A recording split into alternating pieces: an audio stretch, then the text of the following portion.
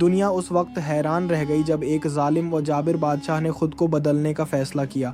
وہ بادشاہ جو اپنے ظلم و ستم کے لیے مشہور تھا، اس کی رعایا اکثر یہ دعا کرتی تھی کہ یا تو اس کا تخت چھن جائے یا وہ مر جائے۔ پھر ایک دن اس بادشاہ نے ایک حیرت انگیز اعلان کیا جس نے سب کو چونکا دیا۔ اس نے کہا کہ وہ اب اپنی پرانی ظالمانہ عادتیں اور رویہ ترک کر رہا ہے۔ وہ اب کسی پر ظلم نہیں کرے گا اور نہ ہی ناانصافی برتے گا۔ اس نے وعدہ کیا کہ اس کی حکومت میں صرف عدل و انصاف ہوگا۔ وقت گزرتا گیا اور کئی مہینوں تک بادشاہ نے اپنے اس وعدے کو نبھایا۔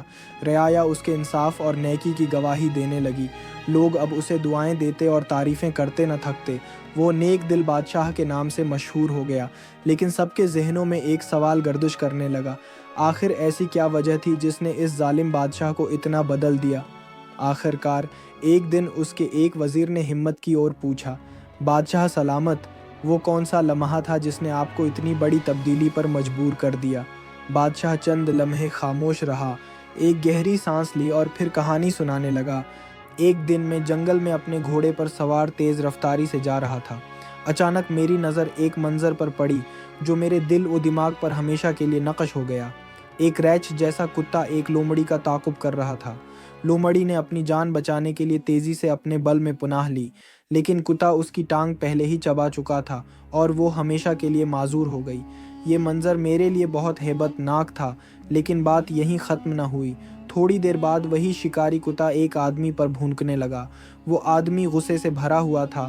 اس نے ایک بڑا پتھر اٹھایا اور زور سے کتے پر دے مارا، جس سے کتے کی ٹانگ ٹوٹ گئی۔ کتا تکلیف سے چلاتا رہا، لیکن کوئی پرواہ نہ کی گئی۔ ابھی وہ آدمی زیادہ دور نہیں گیا تھا کہ ایک گھوڑے نے اسے زور سے لات ماری، جس سے اس کا گھٹنا ٹوٹ گیا۔ وہ زندگی بھر کے لیے معذور ہو کر زمین پر گر گیا۔ پھر وہی گھوڑا جو آدمی کو زخمی کرنے کے بعد دوڑ رہا تھا، ایک گوڑھے میں جا گرا اور اس کی بھی ٹانگ ٹوٹ گئی۔ یہ تمام منظر دیکھ کر میں کانپ گیا۔ میں نے سوچا، برائی برائی کو ہی جنم دیتی ہے۔ میں نے یہ جانا کہ جو کچھ ہمارے سامنے ہوتا ہے اس پر غور کرنا چاہیے۔ شاید خدا ہمیں کوئی اشارہ دے رہا ہوتا ہے، شاید یہ سب ہمارے کسی گناہ یا ظلم کی نشانی ہو۔ یہ سن کر وزیر کے دل میں ایک ناپاک خیال آیا۔ اس نے سوچا کہ اب بادشاہ کی نیکی سے فائدہ اٹھانے اور اسے کمزور کرنے کا وقت آ گیا ہے۔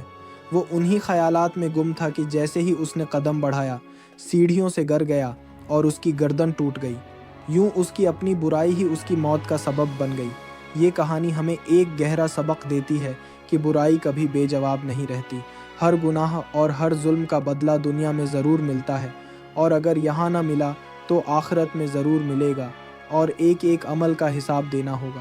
اسی لیے بادشاہ نے ظلم چھوڑ کر نیکی کے راستے کا انتخاب کیا، اور اس کا نتیجہ عزت و محبت کی صورت میں ملا۔ ہمیں بھی چاہیے کہ اپنے آس پاس کے لوگوں کا خیال رکھیں، کیونکہ ظلم اور برائی انسان کی عزت چھین لیتے ہیں۔ مجھے امید ہے کہ آپ نے اس کہانی سے بہت کچھ سیکھا ہوگا۔ کوشش کریں کہ اسے صرف ایک عام کہانی نہ سمجھیں، کیونکہ یہ ہر انسان کی زندگی میں کسی نہ کسی صورت میں ضرور پیش آتی ہے۔ صرف غور و فکر کی ضرورت ہے۔